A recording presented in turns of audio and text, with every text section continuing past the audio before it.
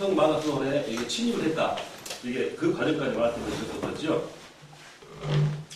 자, 이때 이제 이 사블라룰라는 자기가 지지했던 그런 사람들에게 자기 보호를 위해서 무력을 사용하는 것을 이제 금지를 시킵니다. 자, 그래서 그는 스스로 이제 그 자기를 잡으러 온 그 폭도들에게 결박을 당하고 폭행을 당한 후에 세속 당국자들에게 이제 인도가 되어집니다. 자, 세속 당국 관리자들은 은근히 이런 기회를 기다린 것이죠. 왜냐하면 이들은 지금 이 사볼라볼라를 이렇게 은근히 고발할 근거가 필요했다라는 것입니다. 자, 며칠간 참혹한 그 고문 끝에 만들어낸 것은 그에게 미래를 예언할 능력이 없다라는 것입니다. 교황 역시 이 사볼라볼라를 고문할 사절을 보냈었죠. 그래서 이 고문으로 위해서 만들어진 것은 그가 종교회의에 호소하고자 계획하고 있다 하는 그런 것 부분 정도만 이렇게 이루어냈다는 것입니다. 즉 얻어낸 것이 그것밖에 없다라는 것이죠. 자, 그들은 이에게 혐의를 찾지 못하자 자, 사울라몰라와 그의 두 추종자에게 자, 이단이요 분파주자들이라는 그런 막연한 죄목을 뒤집어 씌워서 그들에게 정죄를 한 것입니다. 그러고는 1498년 5월 23일에 교수형에 처했다가 그 시체를 불살라 아노르강에 뿌립니다. 자, 그 후에 그를 따르는 사람들은 그의 유물을 간직하고 길이 존경하면서 이렇게 그의 뜻을 기억해 오고 있는 것입니다. 자, 이렇게 하여 의롭게 살아갔던 이 사볼라롤라도 깨끗한 수도사 사볼라롤라도 한 시대의 정치와 교황의 그 독선에 의해서 사라지고 말게 된 것입니다. 그 후 로마 카톨릭교 안에서는 20세기 이르기까지 이 거룩한 의인 사볼라롤라를 교회의 성인의 반열에 모셔야 한다고 주장하고 있습니다. 자, 그러나 교황이 정죄한 사람을 의인의 반열에 모실 수 없다라는 그런 교황권의 비호 세력 때문에 그 뜻이 실현되지 않고 있다라는 것이죠. 자, 지금 이렇게 우리는 중세기 로마 카톨릭의 갖가지 면에서의 한계점을 우리가 지금 보고 있습니다. 교황청의 지나친 그런 권위주의의 염증을 느끼며 신비주의로 눈을 돌리는 소극적인 개혁으로 불만을 표현한 사람도 있었고, 교황의 횡포를 전체 종교회의 힘으로 근본적으로 꺾어보려 하는 그런 종교회의 운동가들도 있었다는 것이죠. 그런가 하면은 자기 몸이 불타 죽고 자기 제자들이 이단서적으로 참여를 감행하면서까지 끝까지 죽음으로써 그 제도에 맞서 싸운 개혁자들도 있었다는 것입니다. 자, 이와 같은 모든 양상은 곧 로마 카톨릭의 독재와 독선과 독주는 더 이상 있어서는 안 된다는 그런 개혁의 열망이 서서히 싹트기 시작한 것이죠.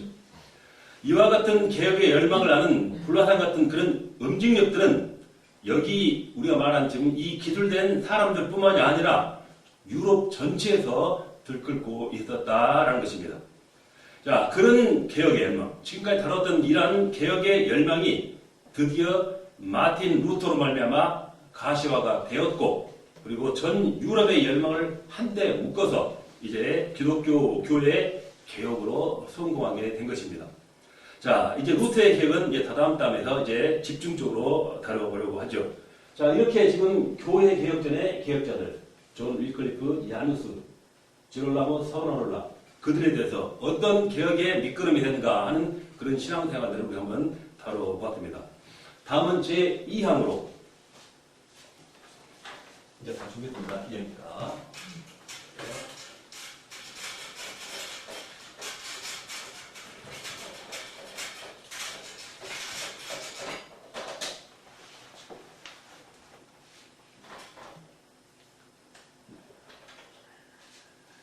이랑을 써드릴게요.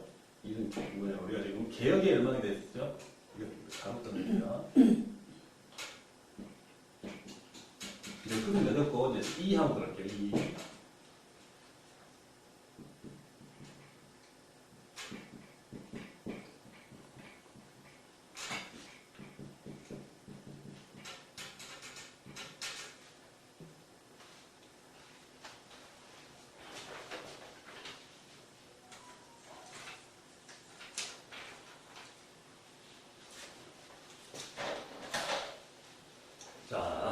제2항 문해부흥과 인문주의. 아마 이 사항은 여러분이 학창시절에 한 번씩 과거에 다뤘던 내용일 것입니다. 다시 한번 대세계보는 의미, 그리고 교회사적인 문제는 어떻게 연관이 되어 있는가 하는 것도 새로운 모습으로 한번 살펴보는 시간으로 우리가 옮겨가 보도록 하겠습니다.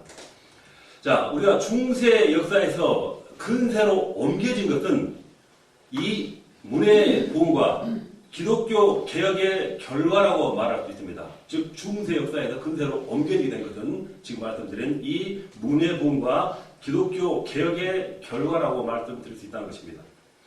자, 우리는 이렇게 기독교 개혁을 가져오게 만든 여러 요인들을 우리가 생각할 수가 있습니다.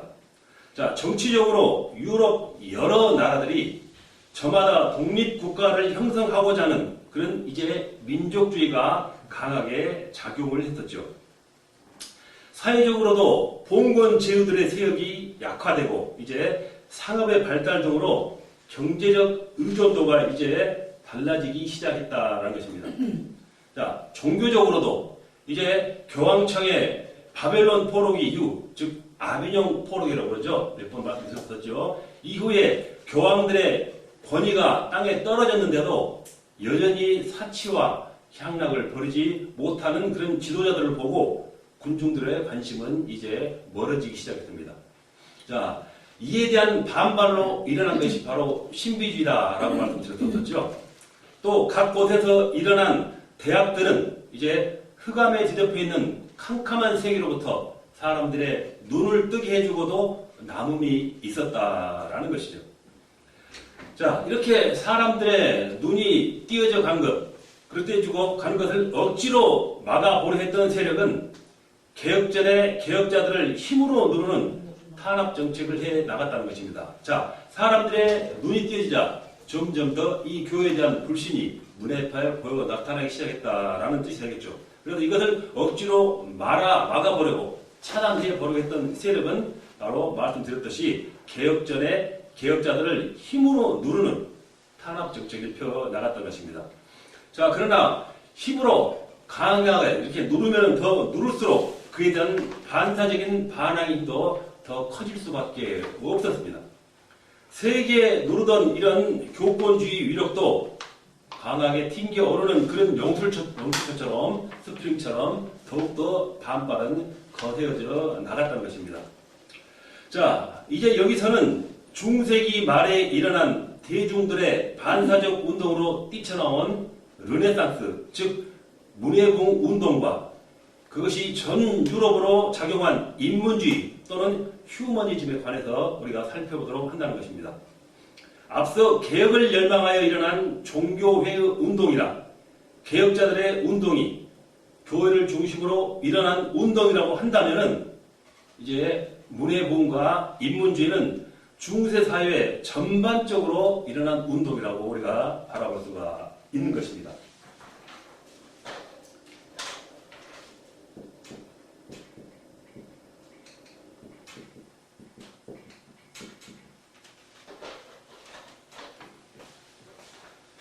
자, 문해부흥, 특히 문해부흥을 프랑스어로 르네상스라고 그러죠. 르네상스는 재생, 부흥이라는 뜻으로서 이탈리아로서는 리나시멘토, 그리고 또 영어로는 리버트죠. 자, 그렇다면 무엇이 재생되고 무엇을 부흥시켰다라는 말인가? 여기서 르네상스라는 말은 그 이전 시대가 죽어 있거나 단절되어 있었던 시대였다라는 걸 전제하는 의미입니다. 그러면 어느 시대가 죽어 있었단 말인가? 자, 역사를 보는 이들은 476년 로마가 멸망당한 후 약 1000년 동안은 중세기의 암흑시대로서 모든 문화 및 인류의 정신이 다 죽어 있었다라고 보는 것입니다.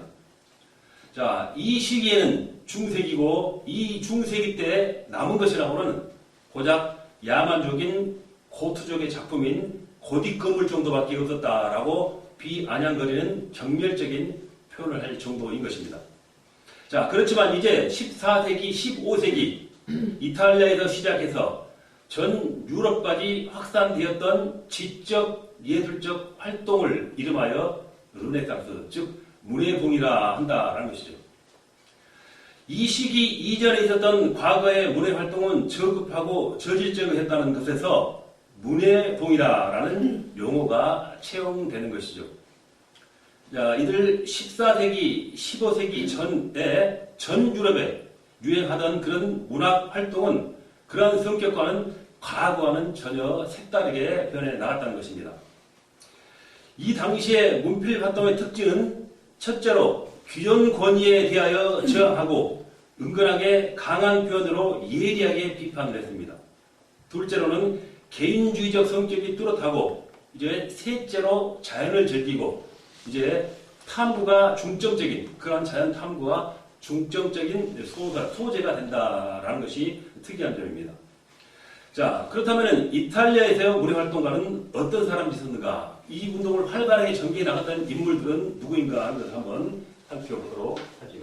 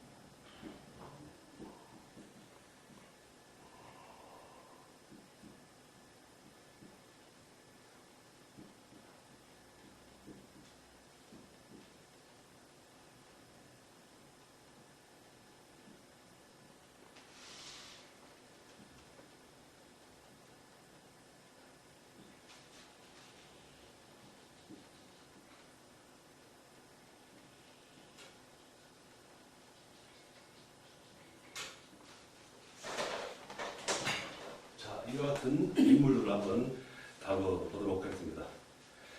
자, 이탈리아에서 문해활동가죠. 이 무렵의 문해활동으로들은 이 같은 성격을 드러낸 사람들은 다음과 같습니다.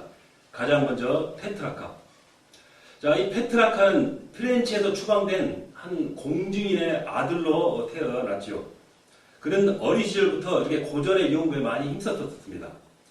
그는 젊어서 이탈리아로 소네트, 즉 시, 단시죠. 이 시를 주로 썼었습니다. 후에는 키케로의 양식을 모방해서 라틴어로 주소를 했었고, 이 페트라카는 이를 따르는 많은 추종자들이 이제 고전문학 작품들을 모방하기 시작했습니다. 자, 그래서 이러한 것은 문학 활동을 일으키는 기폭제가 되었다라는 것이죠. 이 상황에 있어서 페트라카도 이와 같은 어떤 불씨를 당기는 그런 한 인물이 되었다라고 보는 것이죠. 두 번째는 조반니 보카치오. 자, 페트라카의 친구이자 이렇게 친구인 이 보카치오는 이탈리아의 시인이자 소설가로서 데카메론을 주술한 그런 사람이죠.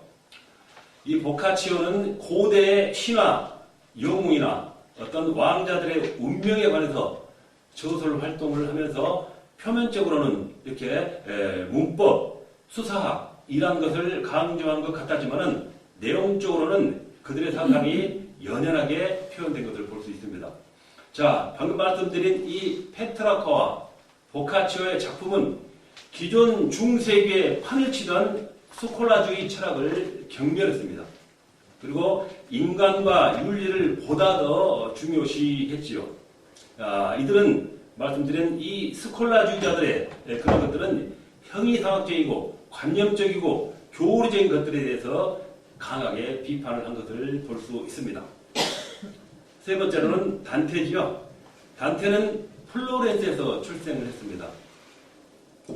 소년 시절 고조문학의 영향으로서 신생명 등에 대한 그런 노래를 지었었죠. 장년기에는 시의 정치에 입문해서 당쟁 싸움에 휘말리기도 했습니다. 그러다가 정치의 비장함을 깨닫고 20년간 이탈리아 각처로 떠돌아다니며 유랑 생활을 하다가 라벤나에서 죽었습니다.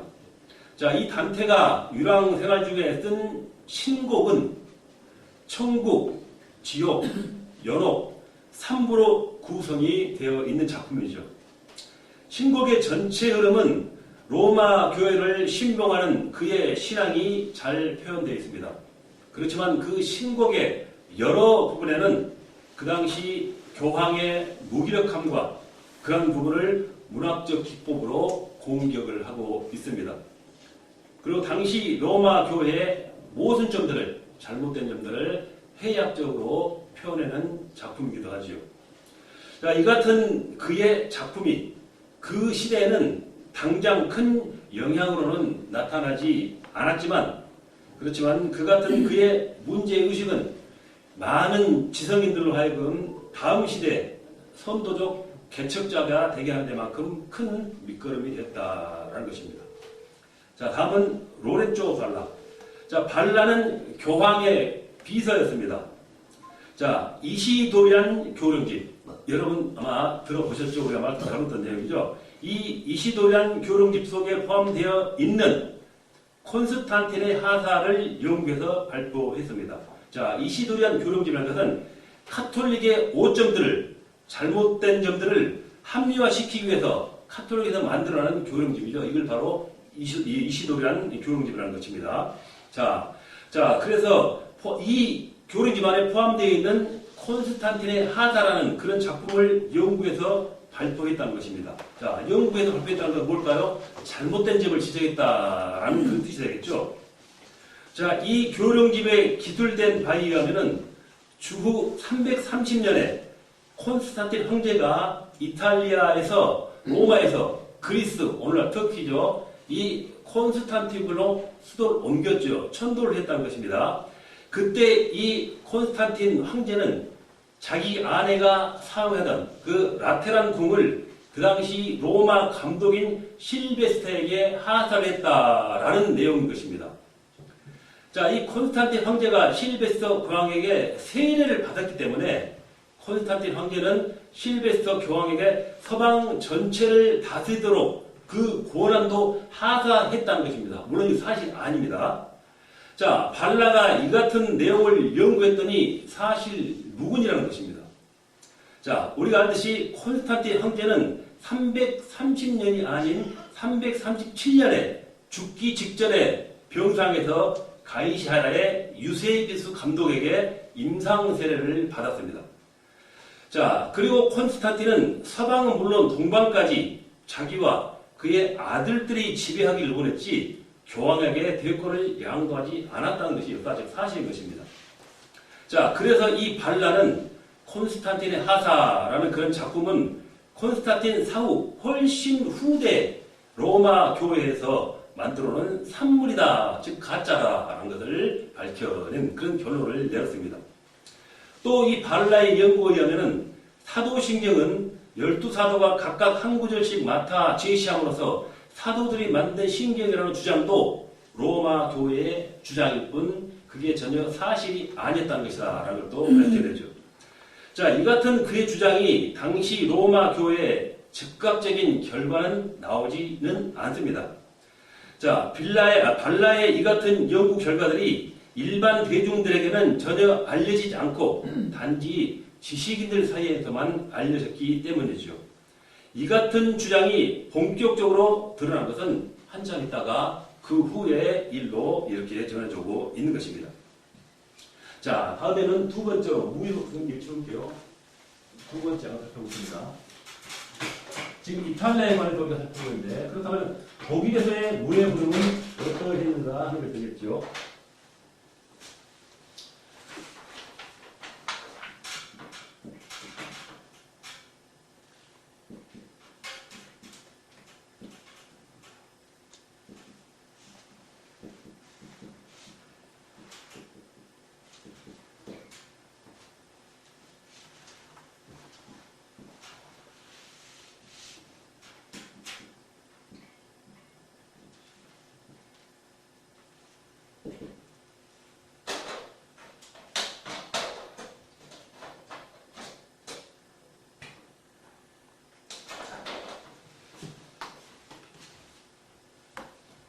자, 독일에서는 어떤 문화 활동이 일어났는가입니다. 자, 독일에서는 대학사회에서 새 학문이 시작되었습니다. 독일은 150년 동안에 17개의 대학이 설립되었습니다. 자, 이 대학에 관해서는 전전 시간에 어디에서 어떻게 만들어졌다 하는 것을 자세히 살펴보았죠. 자, 그럼 한번 살펴보겠습니다. 자, 독일에서는 150년 동안에 17개의 대학이 설립되었는데, 또 보헤미아의 프라하 대학은 1348년, 비엔나 대학은 1365년, 하이델베르의 대학은 1386년, 휠른 대학은 1388년, 에르푸르트 대학은 1392년에 설립되죠. 그리고 15세기에도 라이프치, 그라이프스워드, 프라이부르크, 트리어, 바젤, 잉골슈타트, 튜빙겐, 마인츠 대학 등이 설립되고, 비덴베르크와 말부르크 대학은 이제 16세기에 생겨나게 됩니다. 자, 이렇게 많은 대학에서 새로운 신문학 운동이 일어난 것입니다. 대표자가 바로 데시데루스 에라스무스인데, 그는 네덜란드의 로테르담에서 출생을 했습니다. 그는 네덜란드의 더원더에서 교육을 받고 다시 이제 파리에 가서 신학을 공부한 후에 1498년 영국에 유학을 합니다. 자, 이 에라스무스는 토마스 무어와 함께 신문학에 심취를 하죠. 그리고 스위스 바젤에서 거주하면서 조술 활동을 했습니다. 그가 쓴 것 중 가장 유명한 것은 헬라 원문의 신약 전설을 편찬한 것입니다. 자, 그 외에도 바보의 노래, 대화집, 그러한 저술들이 있죠. 자, 이 두 권의 책은 당시 로마 교회를 예리한 눈으로 비판한 작품이다라고 알려지고 있습니다. 그래서 그는 그를 통해서 로마 교회의 부패를 가지가지 풍자를 곁들여서 이렇게 조롱을 한 내용입니다. 자, 이 같은 그의 비판은 삽시간에 전 유럽을 풍미하게 됩니다. 이 에라스무스는 로마 교회를 비판하는 것으로 끝이 나지 않습니다. 그는 참된 교회가 무엇이며 참된 교회가 되기 위해서는 어떤 개혁부터 이루어져야 하는가라고 또 제시를 합니다. 자, 그래서 그는 참된 기독교는 교리에 있는 것이 아니고 생활에 있다라고 주장을 합니다. 그리스도인의 생활은 사랑, 그리고 겸손, 순결에 있다라고 주장을 한 것이죠. 이 같은 그의 작품이, 그러한 주장이 교회 개혁자 루터에게 공명이 되었고, 한때는 루터와 함께 개혁에 참여했다가 물러납니다. 그의 사상은 순전히 이지적 비판에서 시작했으나 루터는 그의 체험에 의한 사상이었기 때문에 서로 동화될 수가 없었다 하는 것이 그 의미겠죠. 자, 그러나 루터가 그의 개혁 이론을 전개해 나가는 데 있어서 지금 이 에스라무스의 이론에 큰 영향을 입은 것은 사실이다라고 이렇게 우리가 전하고 있습니다. 다음에는 예술로서의 새로운 활동에 알아볼까요? 네, 있습니다. 자, 우리 지금까지 주로 문학 활동에 관한 것을 살펴보고 있죠. 자, 그렇지만 문의 봉은 갖가지 예술 활동을 통해서도 나타나게 됩니다. 특히 미술가, 조각가, 건축가들의 작품을 통해서도 새로운 부흥운동이 일어난 것입니다. 자, 예컨대 미켈란젤로는 시스틴 성당에서 그린 최후의 심판을 그림을 통해 가지고 중세기풍의 고답적 형태를 벗어나 새로운 각도로 그림을 그렸습니다. 이 최후의 심판의 그림의 내용에는 교황이 지옥에 던져지는 모습도 함께 그려넣었다는 것이 또한 우리가 보충적으로 알 수 있는 내용이죠. 자, 또 레오나르도 다빈치는 미술, 기계공학, 보석학, 탄도학, 해부학 등을 통해서 중요한 업적을 이루어 나가죠. 그가 그린 최후의 만찬은 세계적으로 잘 알려져 있죠. 그리고 라파엘은 바티칸 성당의 그림으로서 장식해서 그러한 활동을 해놨다는 것을 우리가 알고 있습니다. 거의 모든 교황들이 열렬한 예술의 후원자가 되어서 교회 건축의 증축과 장식의 재정을 아낌없이 투자를 합니다. 교황 레오 10세는 로마의 베드로 성당에 바실리카를 완성시키려는 야망으로 무분별한 면죄부를 판매하기 시작합니다. 이것이 결정적인 약점이 되어서 루터로부터 매일 공격을 받고 중세 카톨릭은 위기를 맞게 되는 것이죠. 자, 우리는 이렇게 르네상스가 가져다준 결과가 기독교 개혁으로 연결된 부분을 우리가 이렇게 살펴보고 또 바라볼 수가 있는 부분인 것입니다. 자, 이 항으로는 인문주의에 관해서 알아보겠습니다.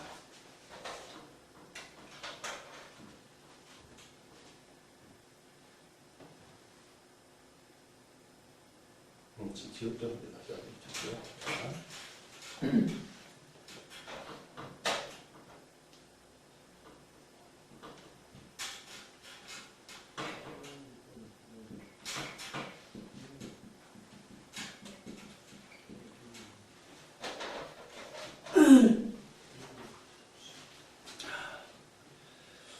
자, 휴머니즘 또는 인문주의, 이는 14세기 후반에 이탈리아에서 기원해가지고 유럽 각 나라들로 확산된 철학 및 문화운동을 우리가 인문주의로 말합니다. 휴머니즘.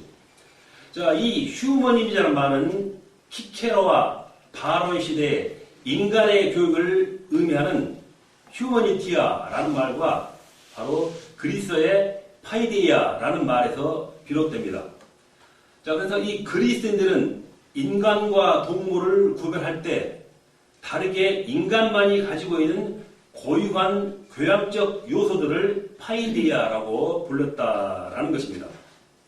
자, 그렇지만 이 휴머니즘이 중세기에 본격적으로 이렇게 드러난 것은 문해 부흥 때입니다. 이때 휴머니즘을 부르짖었던 휴머니스트들은 고전문학의 그러한 연구를 통해서 중세시대에 잃어버린 인간 정신을 재생시키려는 뜻으로서 휴머니즘을 사용했다는 것입니다. 자, 그렇다면 과연 중세시대 때 잃어버렸다고 보는 인간의 정신은 무엇인가? 이에 대해서 이 휴머니스트들은 인간의 자유라고 말합니다. 자, 이들은 인간이 합리적인 자율성을 가지고 있으며 과거 고대인들이 가지고 있었던 고전을 새롭게 이렇게 연구함으로써 상실해버린 그런 자질과 능력을 재생시키고 회복해야 한다라고 본 것이죠.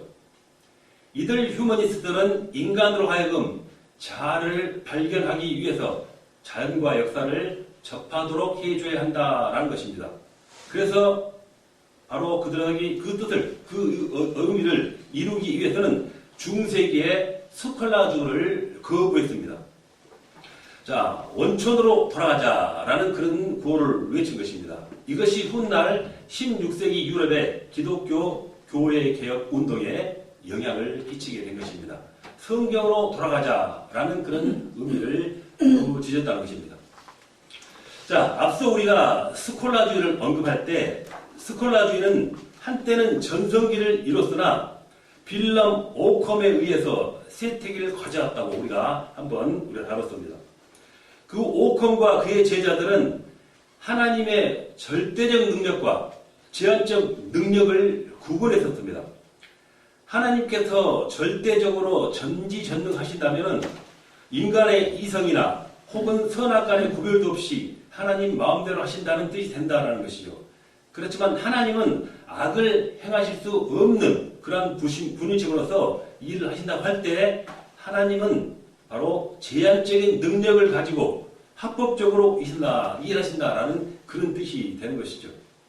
따라서 과거에 이 스콜라주의자들은 하나님께 모든 일에 절대적으로 일하시는 그런 폭군처럼 설명을 했지만은 지금 이 스콜라 말기에는 하나님께서 합리적으로 제한된 능력으로 일한다고 설명을 이렇게 했다라는 것입니다.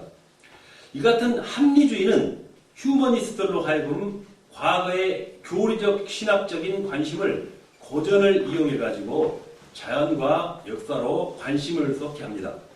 자, 이렇게 휴머니스트들은 고전 학풍에 대한 관심과 그러한 흥미의 부활은 이제 인쇄기의 발명을 가져오게 됩니다. 잘 아는 바와 같이 활자 인쇄를 발명한 15세기 독일의 쿠텐베르크는 1453년 30일행 속죄장, 36행 성경, 42행 성경이라는 책들을 간행하게 된 것이죠. 즉 이렇게 휴머니스트들의 처음 문학활동은 고전문학을 필사, 즉 쓴 것이죠. 필사한 필사본을 복사해서 배포하는 일이었습니다. 그렇지만 방금 말씀드린 이런 인쇄술의 발달은 대중 전체에게 지식과 정보를 쉽게 이렇게 보급함으로써 엄청난 위력을 갖게 하였습니다. 그래야 과거의 교회당 안에서만 가야 볼 수 있었던 그러한 또 아니면 수도원에 가서야만 볼 수 있었던 사용됐던 성경이 일반 대중에게도 이제 보급될 수 있게 되어진 것입니다. 자, 특히 마틴 루터가 번역한 독일어 성경이 인쇄되어 가지고 평신도들도 이제 성경을 소유하고 있게 된 시대가 다가오게 된 것입니다. 자, 여기서 우리는 중세 말기의 문해보험과 지금 다루고 있는 이 인문주의가 다음 시대에 어떤 영향을 주었는가를 우리가 충분히 엿볼 수가 있었습니다. 문학활동가들은 작품을 통해서 교황권의 부패를 조롱했습니다. 예술가들은 역시 그들의 나름대로 창작 활동을 통해 가지고 기존 관념에 얽매이지 않고 자유로운 의사표명을 한 것입니다. 인문주의자들은 과거 중세기의 유산을 거부하고 고전을 재생시킴으로써 새 인간을 되찾으려고 했습니다. 그리고 인쇄술의 발달은 이제 성직자들의 전유물했던 그런 성경을 일반 대중에게도 이제 널리 보급하게 된 것이죠. 이 같은 요인들이 결국에는 다음 장에서 논할 이제 교회 개혁의 밑거름이 된다라는 것이죠. 자, 이렇게 우리가 지금 제2장 문해부와 인문주의에 관해서 알아보았습니다. 시간이 좀 남았으므로 그 다음 제3항을 이어가도록 하겠습니다.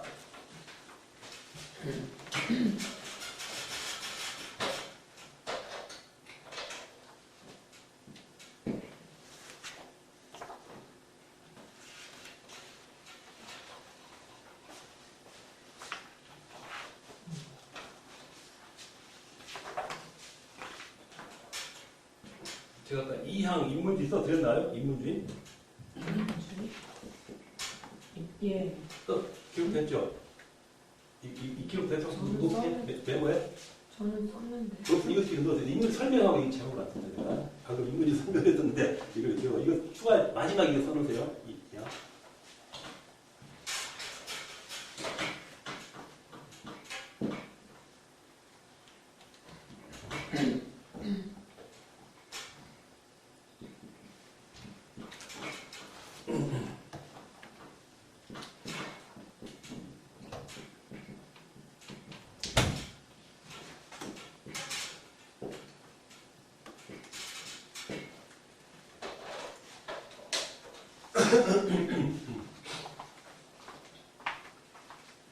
자, 제3항으로 16세기 기독교 교회 기억사로 우리가 한번 들어가 보도록 하겠습니다. 시간 아직 남아서 계속 강의를 진행하도록 하겠습니다.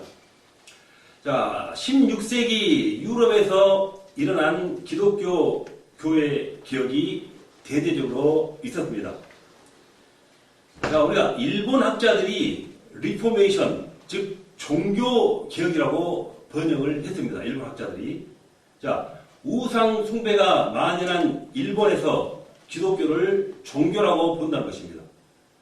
그런데 한국 교계에서 아무런 검증 없이 이렇게 지금까지 일본 사람들이 만든 그 종교라는 용어를 우리가 사용하고 있다는 것입니다.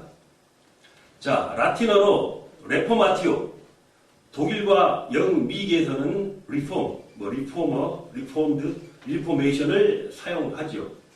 자, 이를 한국말로 우리가 신앙개혁, 교회개혁이라고 부르는 것이 맞는 것입니다.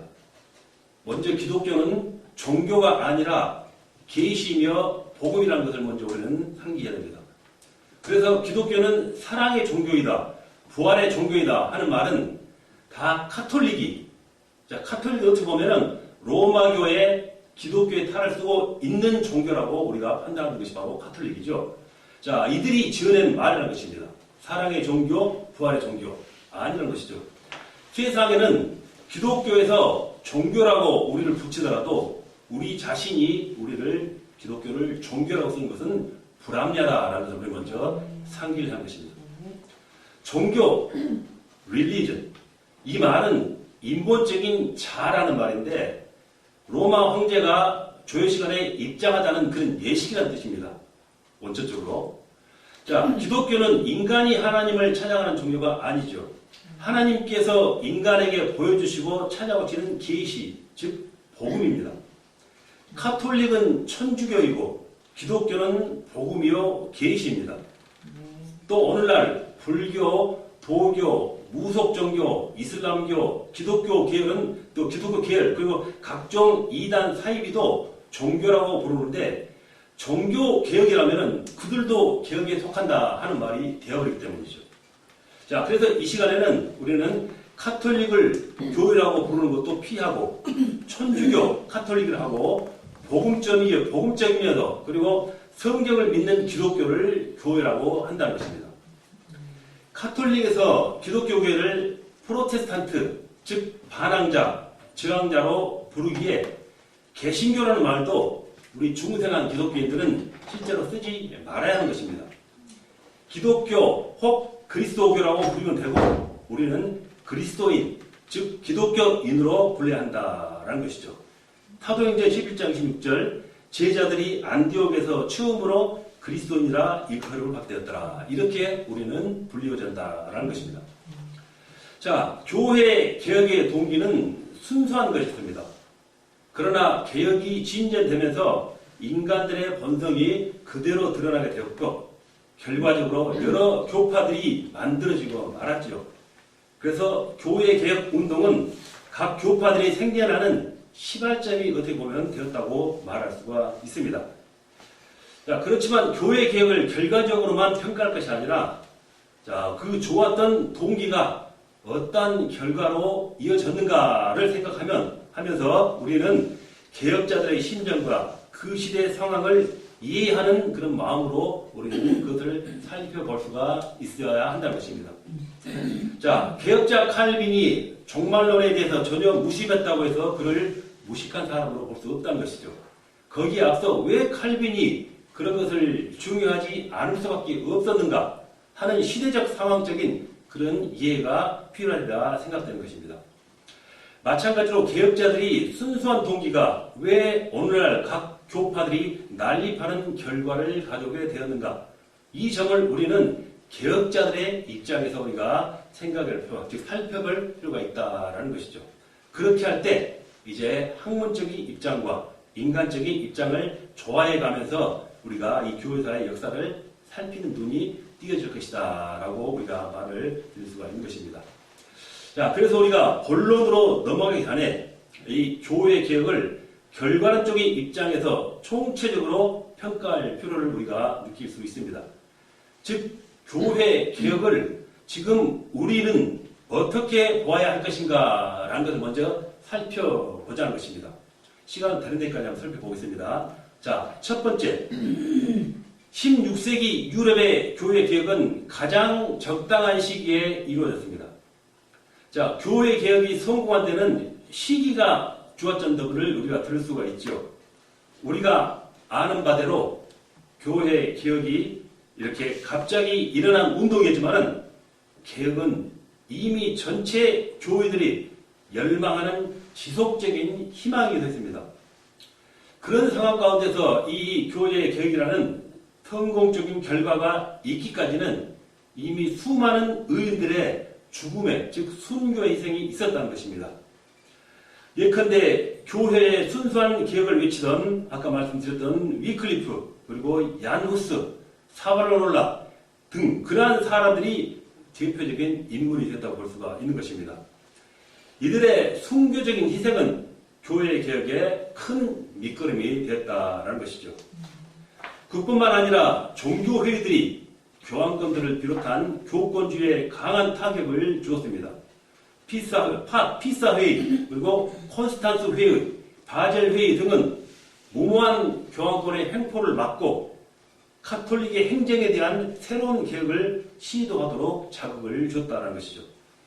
자, 이와 같은 교회들의 이런 움직임이 연연하게 계속되어 오다가 1517년 10월에 개혁자 루터에 의해서 개혁의 불이 당겨지게 되는 것이죠. 그렇기에 교회 개혁은 우리가 모든 준비가 완료된 상태에서 적당한 시기에 이루어졌다라고 말할 수가 있는 것입니다. 자, 여기서 우리는 우리의 개혁이 이제 어떻게 성취되어야 하는가 하는 암시적인 교훈을 얻을 수가 있었다는 것이죠. 자, 두 번째로는 교회 개혁은 모두 로마 카톨릭이라는 종교에서부터 발생했다는 것입니다. 독일 개혁자 마틴 루터는 로마 카톨릭의 신부요 신학교 교수였죠. 스위스의 개혁자 울리 쯔빙게는 역시 카톨릭 신부였습니다.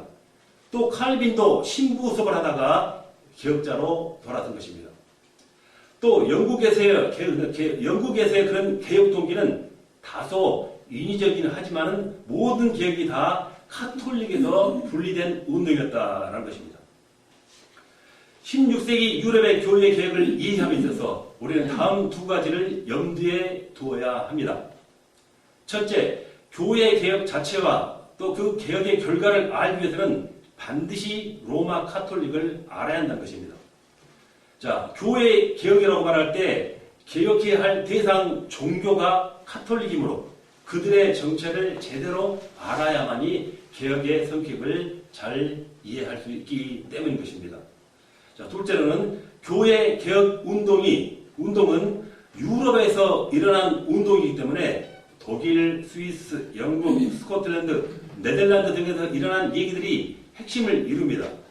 그렇다면 그 당시에 과연 그들이 로마 카톨릭 교회만이 존재하였는가 하는 의문이 제시되기도 하는데 그렇지 않은 것입니다. 그 외에도 그리스 종교회, 시리아 교회, 이집트 콥트 교회 등 잘 알려지지 않은 그런 많은 교회들이 있었다는 것입니다. 자, 그렇지만 교회 개혁은 전체 교회적 차원에서 그런 개혁 운동이 아니라 로마 카톨릭으로부터의 개혁 운동이 있다는 것을 사전에 우리가 인식할 것이라는 것이죠. 자, 셋째까지 말씀드릴게요. 셋째, 교회 개혁자들은 개혁이라는 작업을 공동으로 추진하지 않았습니다. 루터는 독일에서 독자적으로 개혁을 진척시켜 나갔고 찌빙글리는 스위스 취리에서 개혁 작업을 펼쳤고 칼빈 역시 제네바에서 중심으로 개혁운동을 펼쳤습니다. 자, 이들은 가끔씩 함께 모여서 신학적인 일치점을 모색하기도 했습니다. 그러나 그들은 결코 연합운동을 하지 않았다는 것이죠. 그들은 모두가 다 로마 카톨릭에 대해서 공격적인 면을 가지고 있었고 로마 카톨릭에게 고통을 받고 또 당하기도 했지만 그들의 사전에는 연합이란 없었다는 것이죠. 물론 그들이 그 당시에 함께 연합했다면 오늘과 같은 각종 교파로 난립하는 일이 없었을지도 모른다라는 그런 가상적인 상상은 해보기도 하는 것입니다. 자, 그렇지만 그렇다고 해서 연합을 무조건 찬성할 수 없습니다. 1948년에 창설된 WCC 운동, 즉 세계교회협의회죠. 즉 에큐메니컬 운동을 통해서 교회를 하나로 뭉친다 하는 그런 운동인 것입니다. 자, 이 연합의 거치례는 가져왔지만 실상은 모두가 화목하지 못하는 현실을 바라보면서 연합만이 최선이 아니고 연합을 하기 위해서는 사전에 신학적인 통일이 있어야 한다, 선행돼야 한다 하는 그 사실을 우리는 자각해야 한다는 것입니다. 자, 그 다음 이번 시간 관계상 다음 시간으로 이어가도록 하겠습니다. 기도하겠습니다. 하나님 아버지 감사합니다. 오늘도 우리 신학교를 사양해 주심을 감사드립니다. 자, 하나님의 거룩하시고 또 큰 뜻이 있어서 우리 모두를 이 자리에 인도해 주심을 믿습니다. 하나님의 택함받은 우리 귀한 주님의 제자한 우리 신학생들 기억하여 주시옵소서. 영혼을 살릴 수 있는 지식과 지혜와 말씀으로 항상 무장케 하셔서 하나님의 큰 능력으로 인도로 이 세상을 하나님의 나라로 주님의 복음으로 다양을 발전시켜 나가는 주님의 종들이 되게 하여 주시옵소서. 축복하여 주시옵소서. 감사드리며 우리 주 예수 그리스도 이름으로 기도합니다. 아멘. 여러분 수고하셨습니다. 감사합니다.